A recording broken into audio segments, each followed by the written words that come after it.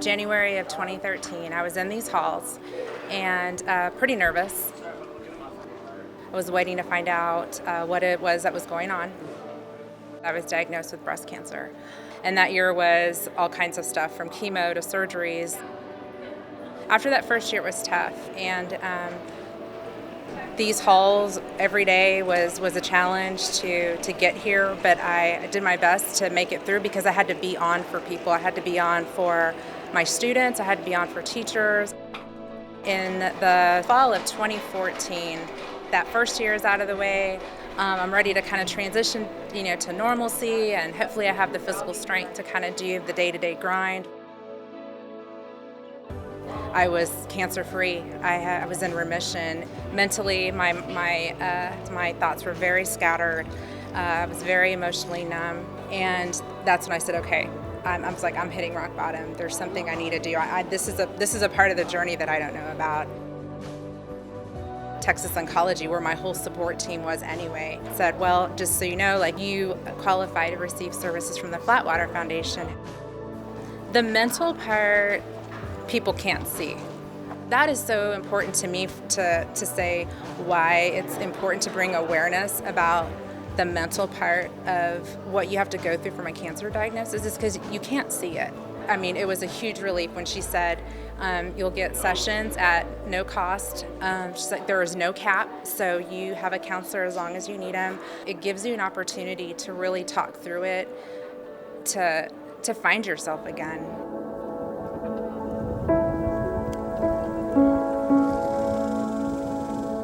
It was really through just an informal conversation I was having with Bo, and he was cutting my hair and mentioned that this new challenge they may do maybe in Tahoe, and I was like, oh, that sounds amazing. I thought to myself, I can do this, knowing that not only will I participate in this challenge to physically and mentally get me in a place where I'm like, I just needed to feel fulfilled again. But at the same time, I thought someone else is going to benefit from this, someone or a family coping and finding the healing they need like I did. It's hard to explain because there's excitement about it, but at the same time, it's just a lot of questions. What's the water going to be like? Can I endure some of the challenges on the water that we've been told about? I'm expecting to face a lot of uncertainties I faced when I was diagnosed with cancer. But with this, I know at the end there's going to be these moments of celebration, and it's going to be moments of all kinds of emotion.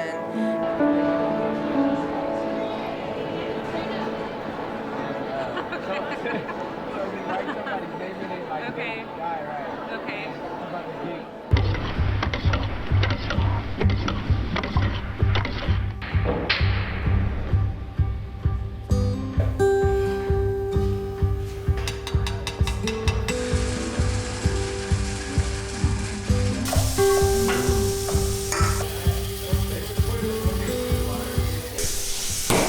Honey, are you nervous? About the paddle? Yes. I'm sure I'll be nervous when I see the lake. What I'm expecting to face is the worst. I'm expecting the worst. I'm expecting 30-mile-an-hour winds, and 5-foot swells. To me, that's impossible, but we're still gonna give it a shot. It's an average of probably around 16 miles a day. So if we don't break it up too much, then it's You think the water's gonna going be to a be hell different? of a paddle. Yeah, Lake Tahoe's sketchy. Lake Tahoe's very unpredictable. I don't know the weather patterns there, so I don't know. I'm pretty sure we're gonna get on the water as early as possible to get off of it as soon as possible. Fair enough. What do you think early as possible is? I don't know.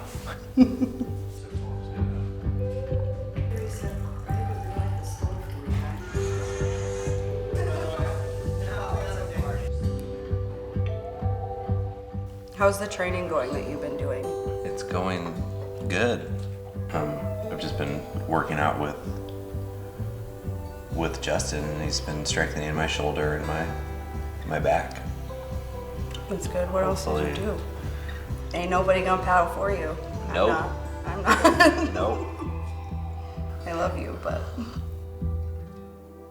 Honestly, I don't know if I can physically achieve this. It's not gonna kill me. It's not gonna kill me. It's not gonna kill me. As long as I know something won't kill me, I'll do it. Paddling for that distance is not just like, oh, I'm physically able to do it. It is, I am going to have to repeat what I'm doing constantly for hours and hours on end.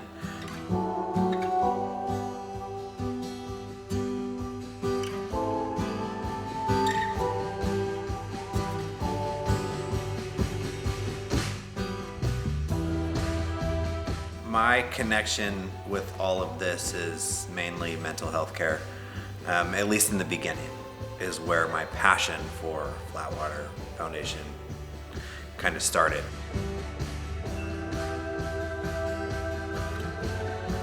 Owning my own salon and also, more importantly, working behind the chair as a hairdresser, I get to focus on my team and my clients and everyone, and making sure that their mental wellness is taken care of.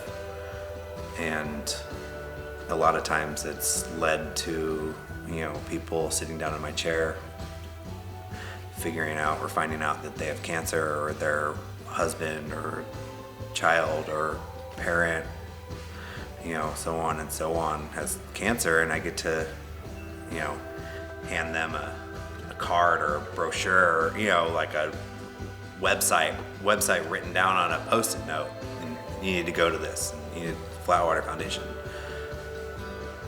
They help. I get to see the first time they came in and were struggling with cancer in their life, and then I get to see them after or during their therapy, and I get to see the changes and how it's helping. I don't work on Saturdays except for one Saturday a month, and basically that Saturday I treated just like we do for our DTC days. Is 100% of my day goes for fundraising, goes towards the Flatwater Foundation. our clients like come in and say, the last time I was in here, I was gonna give up, and you told me to go and do something, and that's why I'm still here. That's how it's honestly impacted us. We don't do this on a day-to-day for that gratification. We do it because we can, and it's those little things that keep that going that are so strong.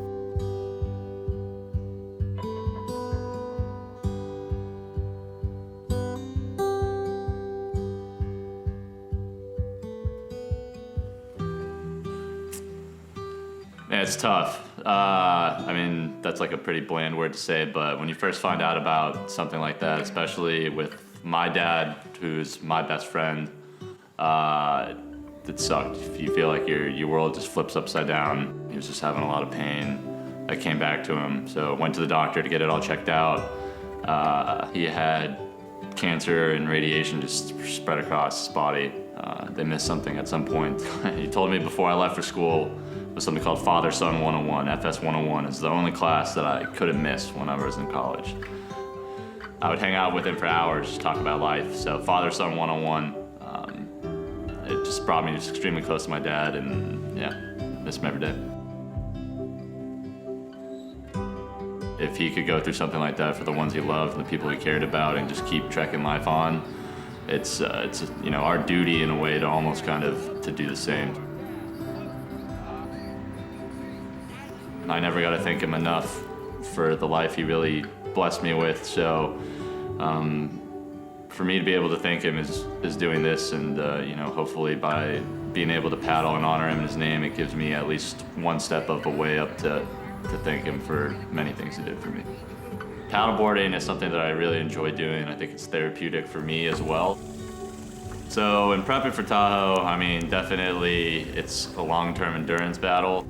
So as long as you can prepare your body right to be able to handle long standing motions and probably have a good back and shoulders, I think I'd be able to do it. If someone can battle every day with extreme pain, doing chemo, always having to push themselves to get over that hump, always fighting, then there's absolutely no reason why I shouldn't be able to convince myself or train my mind and body to always push past that limit where I think I should stop.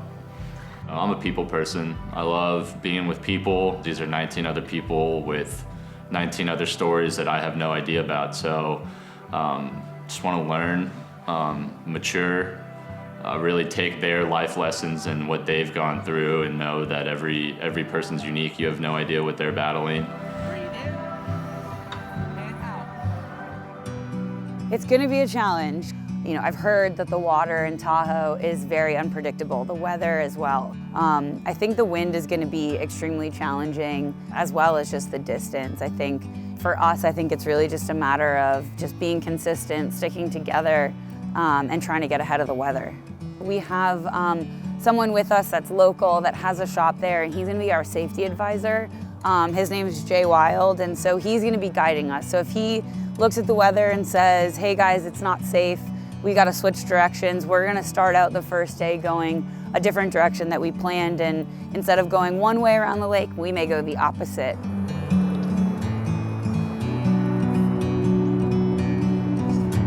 A lot of us have been training, but everybody has different skill levels. I'm a runner, so I do a lot of running that keeps up kind of my endurance and my mileage. I live in New York, so I don't get to paddle as much as the crew down here in Austin. I have to drive over an hour to get to my paddleboard. I get out to my board and I get on the water, and for me, no one can touch me. It's my couple of hours or an hour or even 20 minutes, whatever I can get. It's my time. New York it's nonstop. When they say it's the city that never sleeps, it never sleeps. Morning, and we go a million miles an hour all the time, and it gets exhausting. My dad died of lung cancer. And then after that, my grandfather passed away, and then my two uncles. And for 4 years, every year after that, somebody passed away from cancer. I mean, what my dad went through, what my uncles went through, what my grandfather went through, I want it to be hard because otherwise it's not worth it for me. Just because I want the reminder. I wanna know why I'm paddling. I wanna do it for them and for all of the people that I raise money to help. So going into the Tahoe experience, I welcome the mental challenge of it. I think for me it's a little bit of Zen, it's a little bit of finding my flat water. The mental side of it is honestly harder than the physical, I think. If your head's not in it, it doesn't matter how well trained you are. You're gonna fall apart when the distance kicks in, you're tired, you're dehydrated, you're reaching the end of what your limits are, you're hungry, it's hot. It's really all mental. If your head's not in it, you're gonna start to fall apart.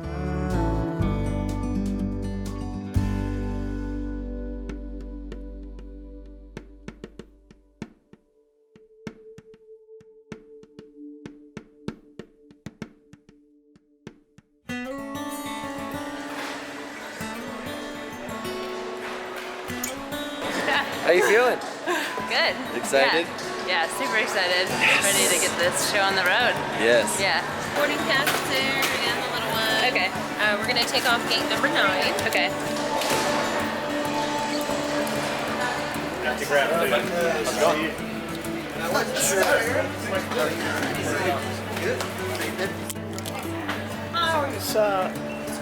You're all set. Thank you. I don't think I'd ever met anyone really before then, so it was a cool initial bonding experience. We had about 8 rows on the plane where all of us were just chatting up, getting pretty excited, definitely nervous. I don't think any of us really knew what to expect.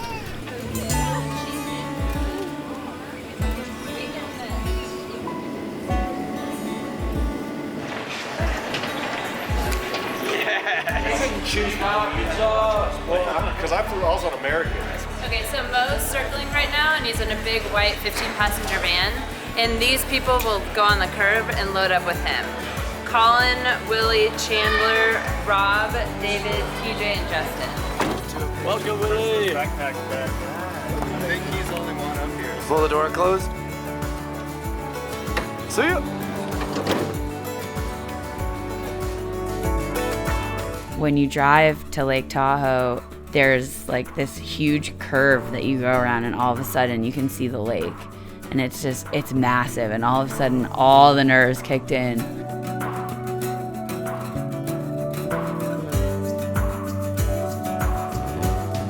As soon as I got to the house and I could hug everybody, that was pretty awesome.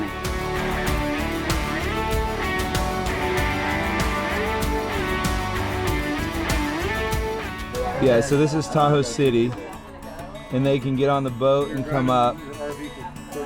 Sean. And then what was the other guy? Sean and who? Sean Owens. Chelsea and I just wanted to say welcome because we have everybody here really quick, and you know we're spread out in 3 houses and whatnot, and it's great. We want everybody. This whole thing is about raising money, building community, and doing something really cool, different, off the charts for the cause. So, you know, like we're gonna do whatever we want to do, but since we're all together now and we're gonna be all together on the water, we wanted to get everybody quickly to say thank you, take a picture, but also go over a couple things. One, don't keep any food trash in your garages or outside, or no, don't like make a bag of trash put outside, because the other house up the street that we're in, not long ago, the garage door was ripped off because a bear was trying to get to the food in the garage. We saw a bear today already. They already saw a bear, so no big deal. It's normal. It's everyday life around here. That's what those bear cans in front of this house. There's a metal container. That's a bear. That's a bear trash can. You see that little house-shaped thing? That's throw your bears away. So you find a bear, put them in those boxes. Yeah, that's where the pizza. Yeah, that's where the pizzas will be delivered. I think there's a Jiffy. There's a Jiffy in South Lake and a Jiffy's in Incline. So we're good. Yeah. So Monday night we're gonna get out. We still don't know, but we're like 80% sure we're gonna go counter, which means we'll go in Carnelian to Meeks Bay. Not important, but just Meeks Bay, halfway down. Get out. Well, people will ask you. Everybody's gonna ask you. Waterman's Landing is where we start and finish. People are gonna ask you. We've been here a day, and everybody wants to know the details. I feel like it's our duty to like really know what we're about to do. The winds are forecast to be light, but there's still rain in the forecast. We'll stay out until there's lightning. We'll stay out. Remember, if weather changes, and Jay Wild, who you guys will meet, who's our safety guy, he'll be on a jet ski with a rescue sled, and then we'll have a charter boat that's with a board rack and everything, caddy watching and lead. They'll make the call by Sunday. But if we do switch its directions, it's the same points the other way around. You've done DTC. Still, it all depends when you turn a corner what comes at you. That's it. Awesome. We'll have fun.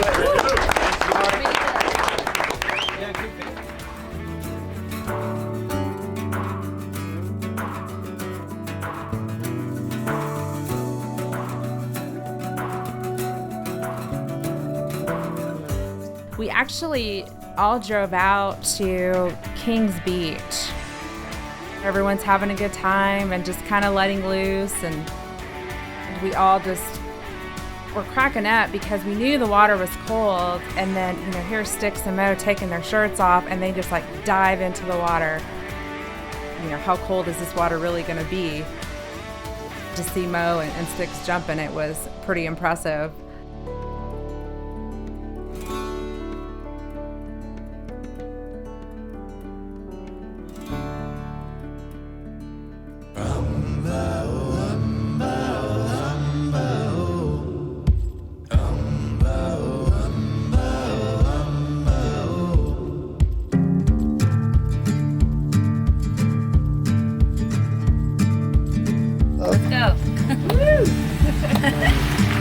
Early morning, you're awake, you don't need coffee.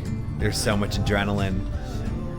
We all have this thought of what's the weather gonna be like once we get down there.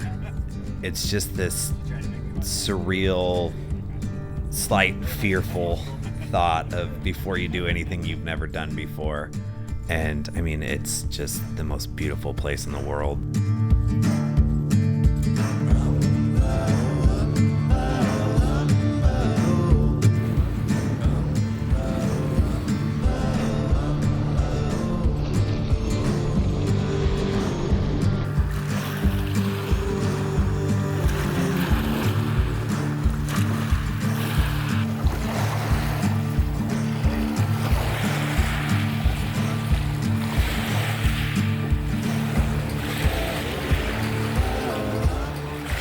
starting out and having some consultation with Matt, who came over from that direction that we were supposed to be going, and having 2-3 foot waves coming onto his boat, and then assessing what we got going on over this direction.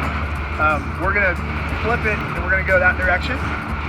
We're gonna go into the wind, and being a paddler myself, I know how much it sucks. 1, 2, 3, Flatwater!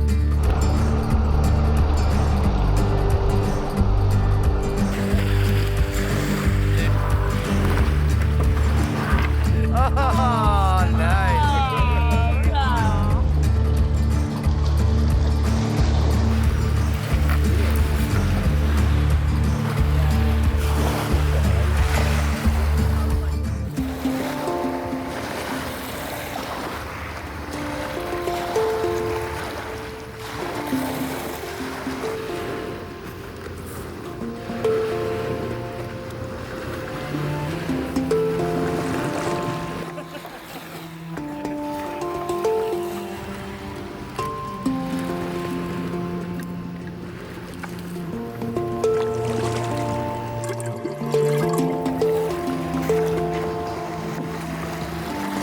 Like, it doesn't look like much when you're out there, but when you're on the water, paddling in those waves, especially on narrow displacement boards, it was tough to stand up. And I was thinking, I was like, geez, I don't know how I'm gonna be able to do this for 4 days if this is what's gonna happen. So I'd be sitting on my knees. I think everybody was on their knees for the first 2, 3, 4, 5 miles, just trying to get out of this current that we had started in. I just remember falling for about the first 2 miles because of how windy it was, how big of the waves and chops that we were getting. 10? Yeah. But yeah, I burned off the entire layer of skin on my toes on the very first day, just because, as you can see, the grip on the boards, it was just so choppy and so windy. I was on it for so long. And Mark looks at me, he's like, "How you doing, big guy?" I was just like, "Look at my toes," and I was standing in like a pool of blood because I had burned off the entire first layer of my skin on my toes.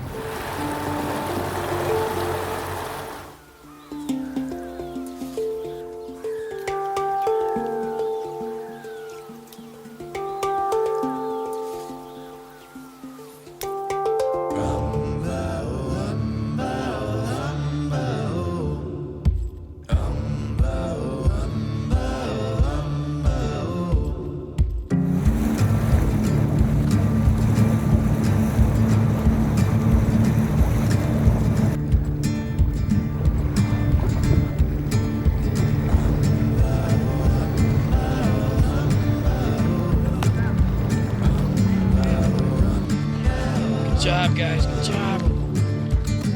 Yes. Yeehaw!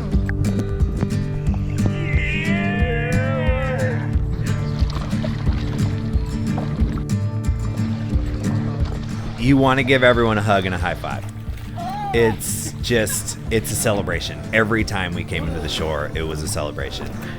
You know, I'm not going to lay down on the beach and I don't have that mindset to it's over. You know, it's over when we get back to the house.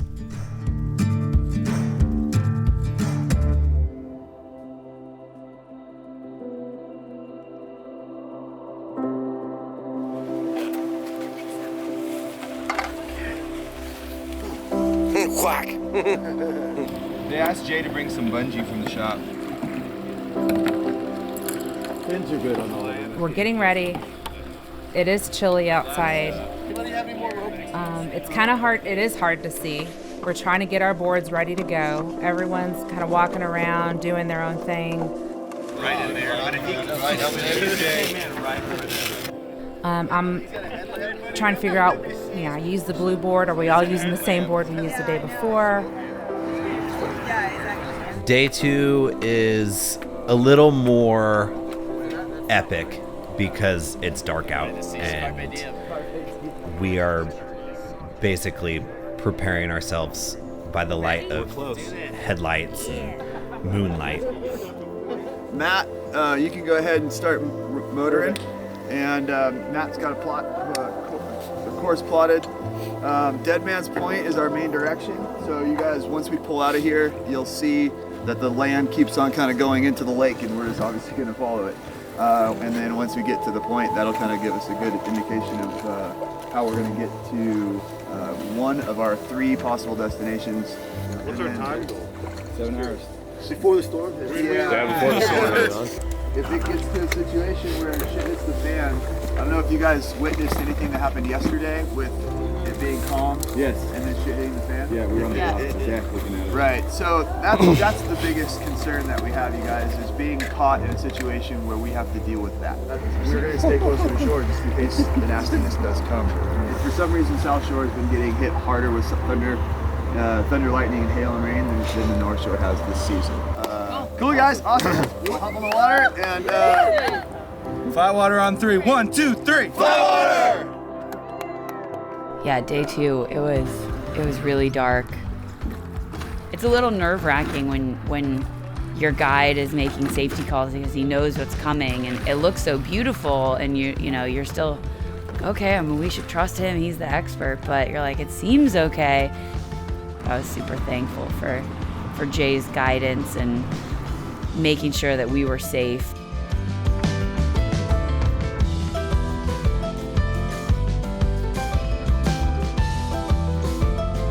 We having fun yet?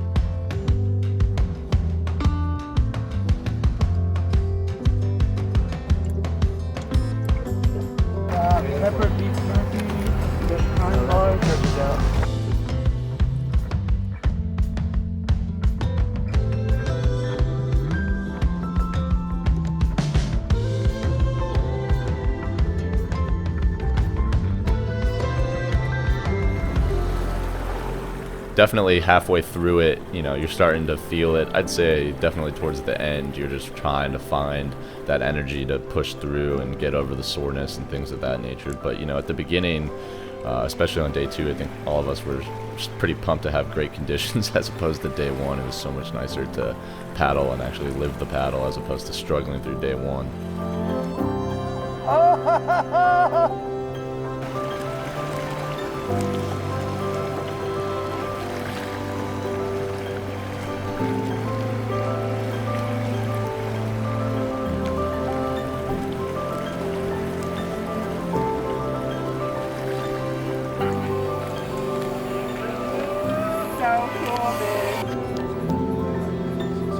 Now we use paddling for this kind of character.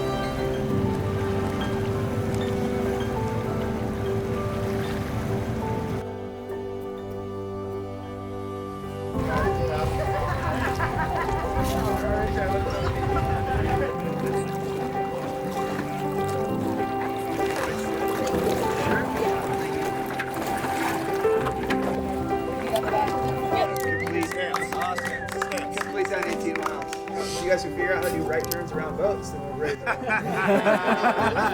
great. No, but it was good to get that big chunk done, and then just stay on course. Even if we did change things yesterday.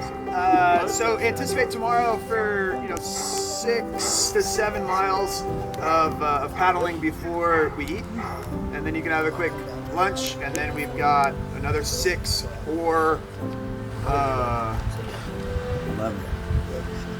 Yeah, 11-ish to Obexers. So at that point, we get to kind of just laugh at that comment.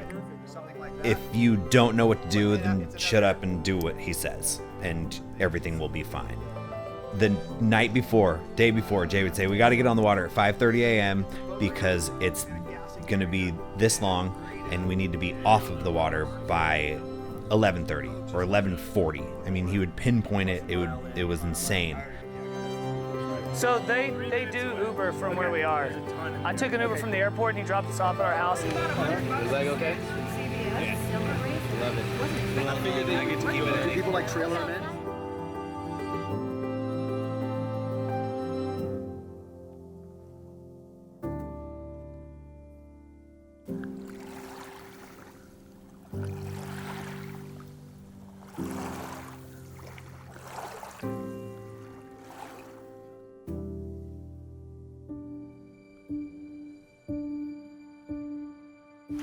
So let's get all of our boards down there so we can go from there. Yeah.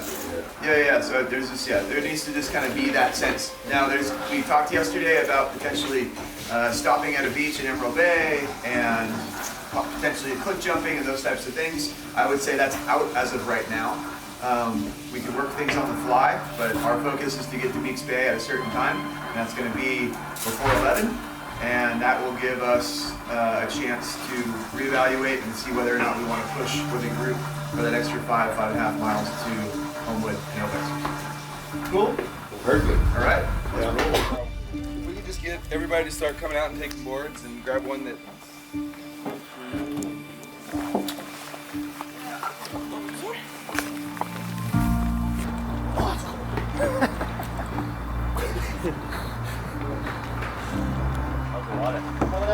Beautiful. Like a crisp winter morning. Another day, baby. Another day. When Jay says shit might hit the fan, you know it's gonna be bad. He knows that area the best. We didn't know what we were walking into. When they say a storm, it could be anything, and you're on the water, so you're kind of a sitting duck. So Jay saying shit may hit the fan was pretty nerve-wracking. Group B, you guys are gonna go. And you're probably wondering where. So just go left. Start paddling. Hey, Matt. Yeah. Can you your paddle there as far as the front here? Yep.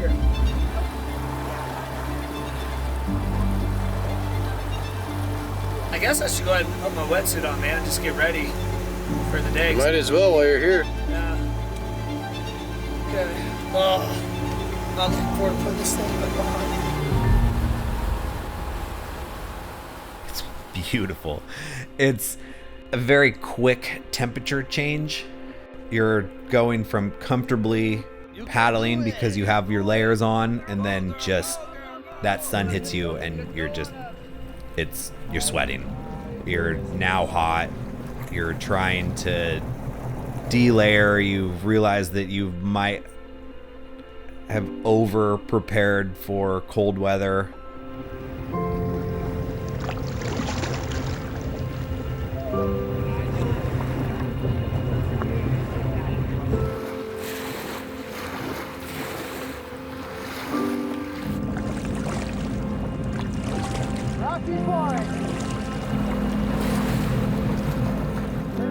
So we didn't expect we would get to do the cliff jumping. We are making good time on this day, so Jay says to us that we can pull off. There are a handful from the group who are super stoked about getting to jump off a cliff. This was actually a time I'm on my board and just by myself, and everyone is kind of spread out, and I reflect. Oh, this is so epic! The first jump is just a jump. That's when some of it started to really sink in of like why I'm here, what this means for me.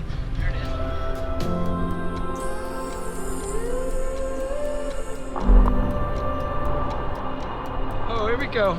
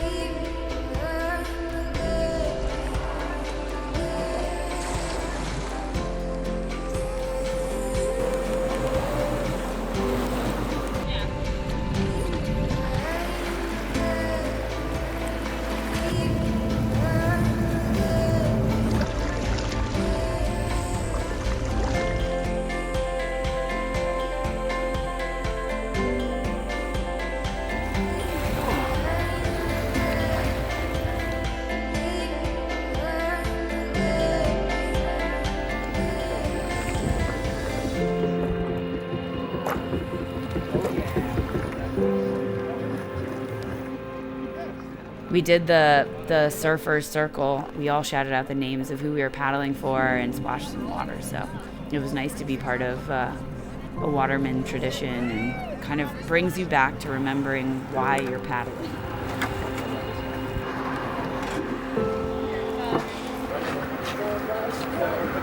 Hey, Mark.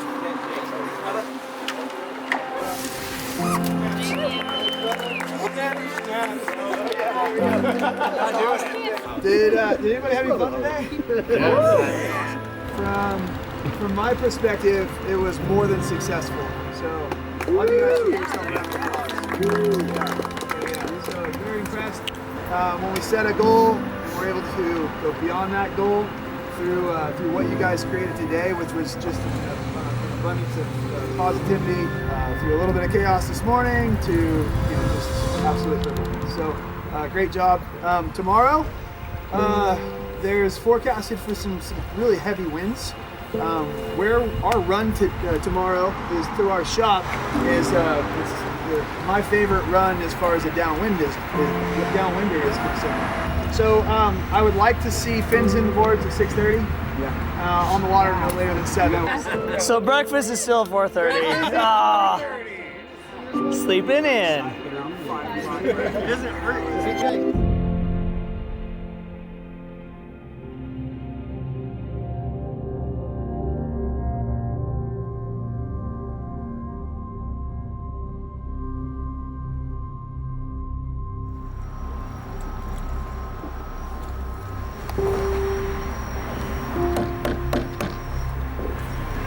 It's freezing. I'm trying to get warm for the paddle. It is a really cold morning. Probably, I think this is the coldest morning, and I'm shivering. I'm looking at the sunrise, and this moment I'm thinking, I'm just sad that this is the last day. The momentum of the whole journey, just that energy has been so strong each day. I definitely could paddle more days.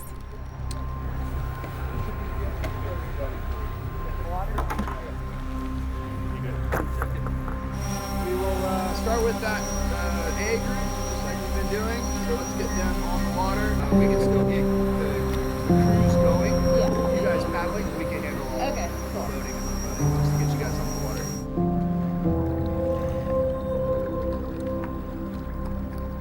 Day 4 is emotional. It's the beginning of the end of our adventure, of our challenge. It was a crazy cluster of emotions that entire day.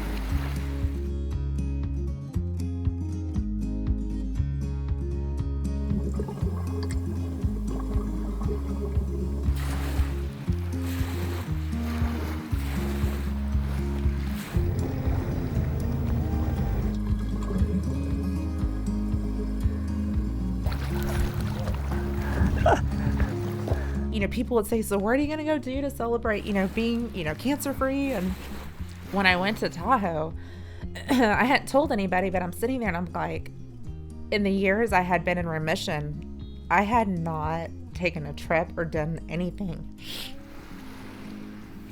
like for myself. I'm a little emotional, but I'm also somewhat empowered because I thought to myself, like, this is what it means to find that mental strength, because really it comes down to, and I can't speak for all cancer survivors, but you can have all the support, but it still comes down to you overcoming the obstacles, you making the decision to have the attitude change and to be positive, or you to choose what you find most important in life. Good job, guys.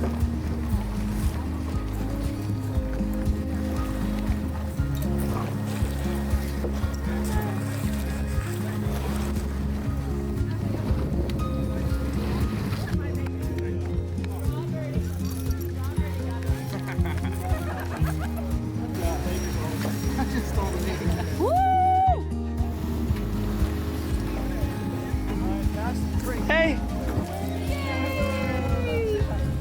Hey, buddy. Oh, I'm going down.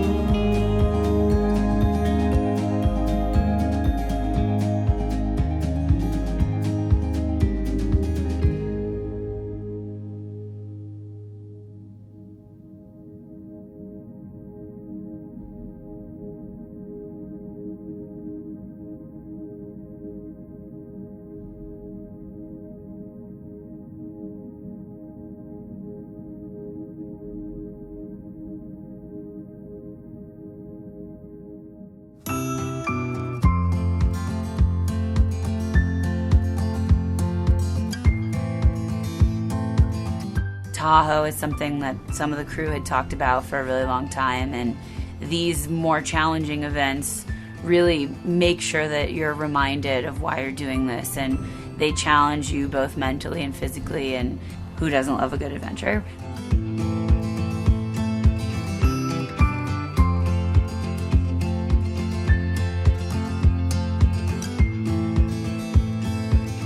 My mom and family asked me how every day it was, and I can't even describe how beautiful Tahoe is. It was an unreal experience.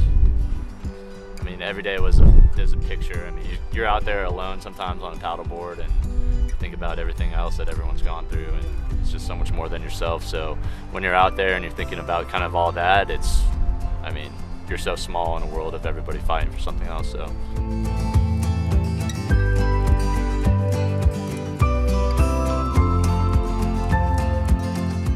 You can be in a place like this and find healing.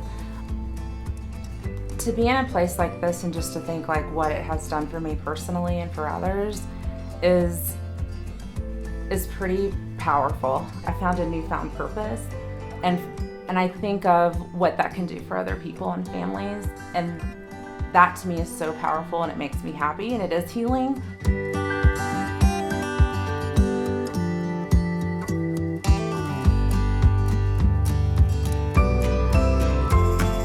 I think events like this just really do exactly what they're supposed to do, which is spread the word. This is my mental health care.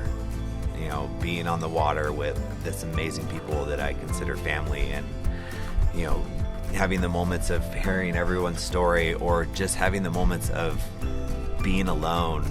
It's mental health care. Honestly.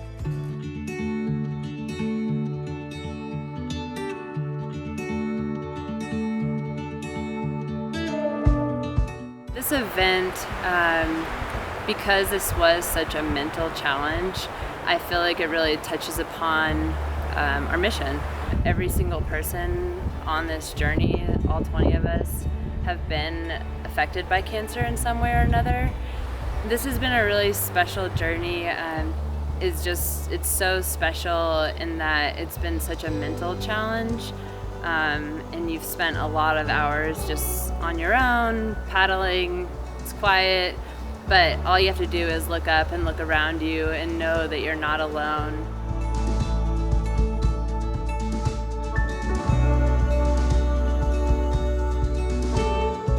My background is I'm a paddler, but I also own a shop here in Lake Tahoe, right on the water in Carnelian Bay, called Waterman's Landing, and where we outfit people with rental equipment, human-powered watercraft equipment. It just worked out really nicely that when Mark was asking for certain things, I could just come up with the answers or want to help figure it out. We kind of did like threw out a map on a table and just started talking about certain things and logistics. And staying positive is something that I keep telling the group. At the end of the day, some people, we're hurting. Yes, there's a lot of physicalness that comes into these types of endeavors, but your mind is really what gets you through it.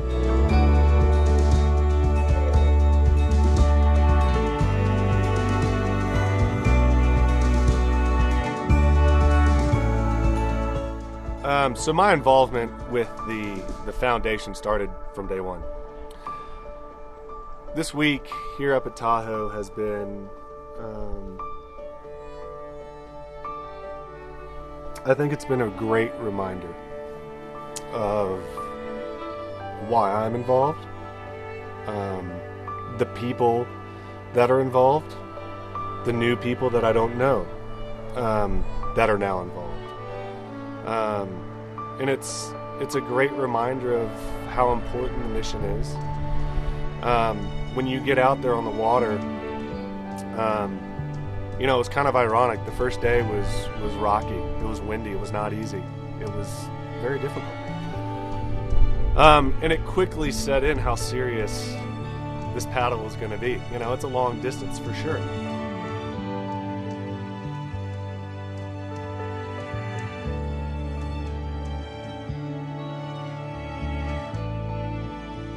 I'm Mark Garza, the founder and executive director of Flatwater Foundation. The cause, very simply put, is to let people know how important mental health is, not just around a cancer diagnosis, but in life, to overcome challenges, to get through, to get to the next level. And that counseling is not for losers, it's for winners. It's for people that want to take the next step and want to be both strong of mind and body. Getting out on the water, finding that flat water, as we call it, which is those waves. We want them to come back to that serenity of flat water so families can focus on overcoming cancer, overcoming the disease, and staying together as a family.